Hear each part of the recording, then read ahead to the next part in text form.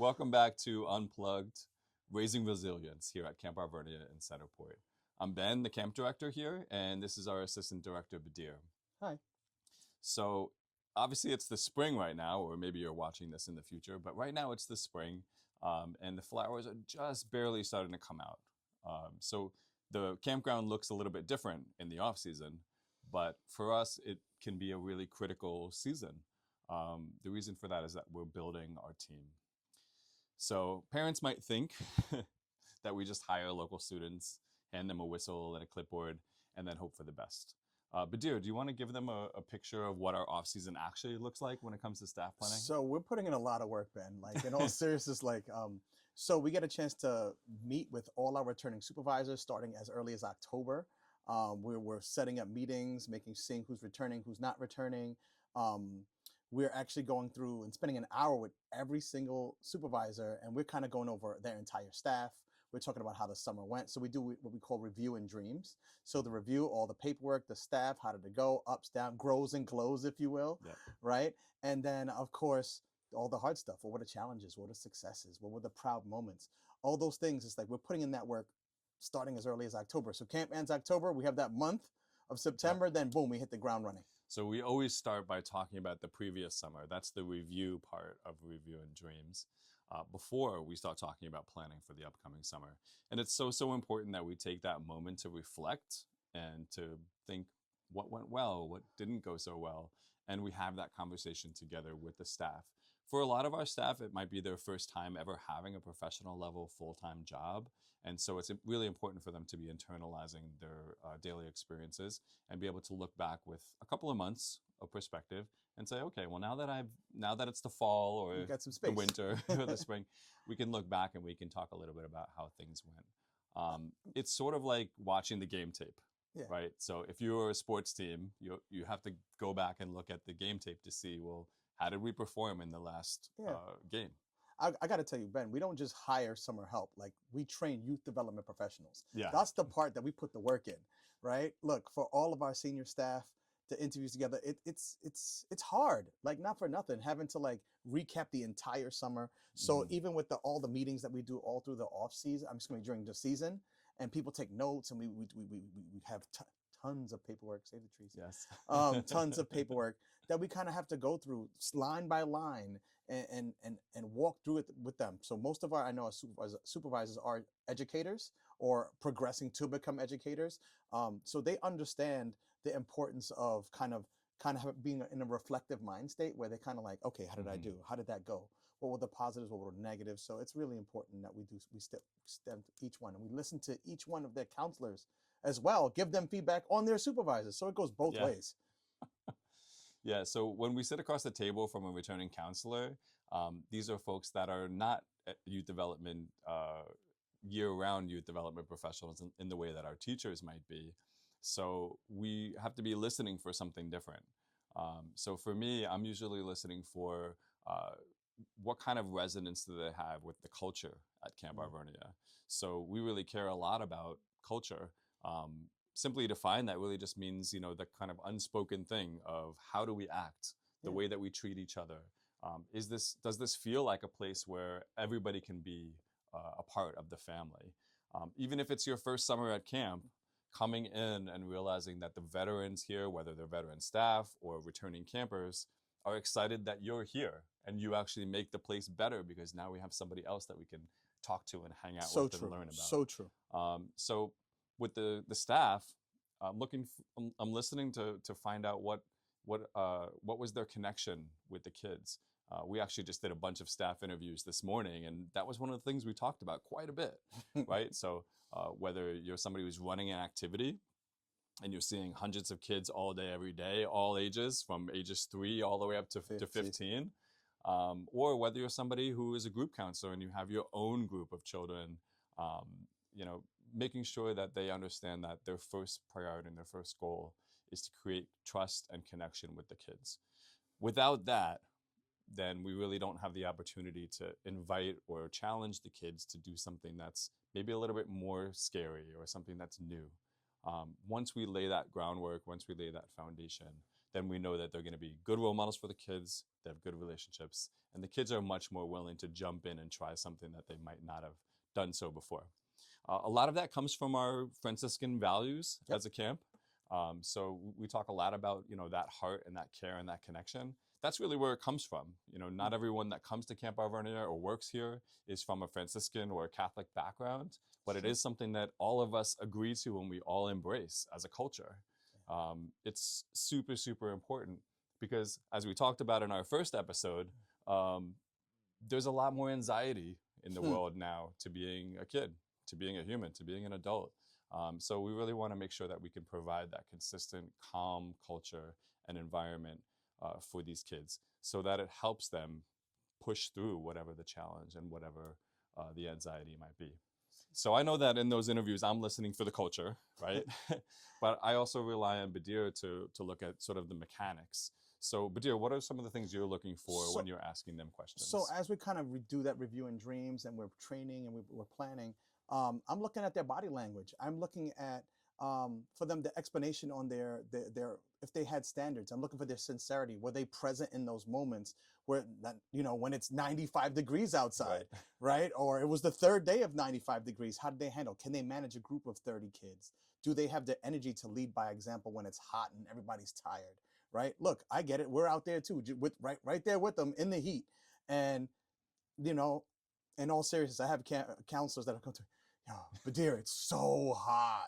And I'm like, yeah, it is hot. You're right. It is hot. But it's summertime, right? And I smile. And they're like, oh, yeah, you're right. Right? Because, we joke around sometimes. We talk about, well, some people complain about being at a 5-star hotel or, things like that. And I'm just like, okay, well, I acknowledge that, yes, it's hot outside, right? So I validate how they feel about it. Like, it's hot. Cool, great. But okay, now what do we do about it? What can we do? So we take frequent breaks. We refill our water bottles, reapply our sunscreen, right? We get in the pool. You can even speak to our supervisor about getting a pool another time. We got in the waterfront, taking a sailboat out, getting sprayed with the mist. Definitely all those things cool you down. Oh, we also do, every once in a while we get the fire truck to come down and hose us down, which is always awesome. Shout out Centerport Fire Department. But do they have the energy to lead by example when it's hot? It's tough. Like, it's a summer job. It's working in the summer outside, right? But again, do they bring that same energy every day? Yeah, and I think anyone could understand and appreciate that if you're a young adult and you're working your first job, you really want to do well. Like, nobody takes a job in hopes that they're the worst employee, Never. So we understand that they want to do well, but we also don't expect them to be perfect on day one. So that we're in the business of youth development when it comes to campers. I mean, we serve ages 3 all the way up to 15 in the local area here. But that also means that we have to be in the business of staff development because staff don't come fully formed. That's true. Right? Our counselors don't come to us understanding, the principles of youth development that Badyr or I would, having been doing this for 20 plus years. Right. What would you say from an educator's perspective? Look, I'm a big fan of taking all the B pluses and making them A's. And what I mean by that is that, if they come with the basic idea that, hey, I want to do a good job. I'm in a growth mindset. Like, hey, I might not be the best at this, and this, but I'm willing to try. We can teach those things. I have no problem with that. Right. So it's a focus on growth for them, knowing that they may have a couple stumbles, but we do have a high expectation, but we also have high support. So all those supervisors that we have that are educators are right there with them, kind of coaching them, laying the expectations that's clear and concise so that they can obviously get to success. Absolutely. We really feel that campers deserve the best staff, right? So we have to hold ourselves to a really high standard. And I love the way that you put it, right? There has to be expectations, high expectations, but then there also has to be high support to be able to raise, to meet those expectations. If you don't have the support, then you're just going to be crushed by the expectations. But of course, if all you have is support and you don't have high expectations, well, then you're just going to be coasting and thinking that everything is great and you won't really be achieving your best for the campers. Which is why we spend so much time, Ben. I mean, so much time with every single staff member, whether they've been here for 5 years, 1 year, 10 years, or, I'm thinking of like Erin, who's been here for 20 years, right? We meet all the time consistently. and supervisors, we meet for an hour, sometimes hour and a half, with every other staff member, whether they were a CIT or In season. in season, Yeah. right? Yeah. That we're doing it nonstop. It's hands-on, and it's continuous growth all throughout the summer. Right. So it's very intentional with our approach. We approach supervisors with an 8-week outline for their summer, how that looks. Meaning the outline for their staff's development. Yeah, for their staff's development over the course of the summer. And of course, it's a framework more so than you have to do this. And of course, we do ongoing training for staff even throughout the summer. So every Wednesday, for those who have staff that work here, there's a Wednesday morning meeting where they come in early and they spend some time just with their age group or just with their activities. And they focus on, okay, what's going right, what's going wrong. It's ongoing. It's not just like, oh, we did training and it's over. It's over the course of the year. And of course, we do all the stuff in the off season as well. Absolutely. Yeah. And I think, before we move on from this, that reflection that we talked about earlier in this episode is so important. We love that we get a chance to meet them in the off season, but having that reflection in season while they're going through it, right? So the day that they had a huge challenge, maybe they had a miscommunication with a coworker, maybe there was a child who was crying and it's the first time they ever had to learn how to deal with that, right? So some folks, the only tools that we have are just whatever we saw other people do in our lives, whether it was our parents or whether it was our teachers or coaches. Maybe when you were crying as a child, your parent or coach or teacher just said, hey, stop crying. Right? And that might be the only tool you have to be working with children at camp, right? So we get a chance to kind of say, oh, well, there's other ways to handle that. And we'll talk a little bit more about that and how we sort of prepare our counselors to deal with those kids when they're having a difficult time. Absolutely. Look, there's no one size fits all, right? It's kind of, we have to tailor our approach to each camper. And that's kind of what we train our staff on. We tell them, okay, well, you have to treat Atlas different than you reach Timmy or versus John or whoever it is, right? You have to tailor the approach. So did you get a chance to get to know them, right? Does he like, little resin animals, right? Whatever it is, did you build that trust with them, like we talked about in our first episode? The trust and the confidence to try something new for the first time, so that when things do get hard, we have that relationship, like, hey, it's okay. And then tell me about what happened. So you're giving them an opportunity to kind of sit. There's a drain off period. After that drain off period, to share, okay, these are potential solutions to the problem or options of that, what we can do now to either fix the problem or to get past it. If there was a situation like, no, it was my turn to go down a slide and you cut in front of me, right? Well, how do we handle those tough situations, right? Obviously, we own up to it. We apologize. We give space because we lead with kindness. Absolutely. Yeah. And I think, going back to kind of the tools that we have or the tools that we can use, we want to give our staff more tools. Absolutely. Right. So this way, they're not just kind of hitting it with whatever the easiest solution might be. But we want to be able to give them support and challenge them to be able to say, well, maybe you could do a better job at handling the situation. So if two kids are fighting on the playground today, well, maybe we could teach them how to communicate and really get to the root of what the issue is. Maybe the issue is just as simple as, I'm feeling cranky. It's been a long day and I'm hot, right? And maybe we just need to sit in the shade for a little bit, right?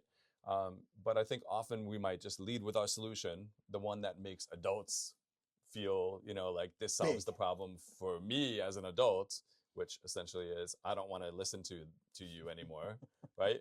But instead say, well, what if I did take a beat as an adult, as a role model? What if I saw myself as a youth development professional and I said, you know what?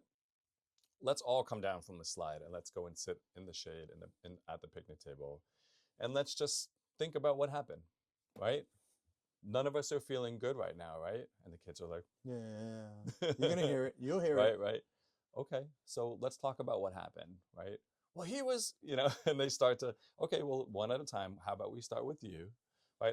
And we have a little bit of patience and get a chance to really meet the kid and help them to be able to feel seen. What it really comes down to is that motto, the Alvernian Way. Huge. Respect yourself, respect others, respect the environment. So if we're not living out that motto in the way that we treat the kids, then we're not providing a good example for them to be able to learn how to treat each other.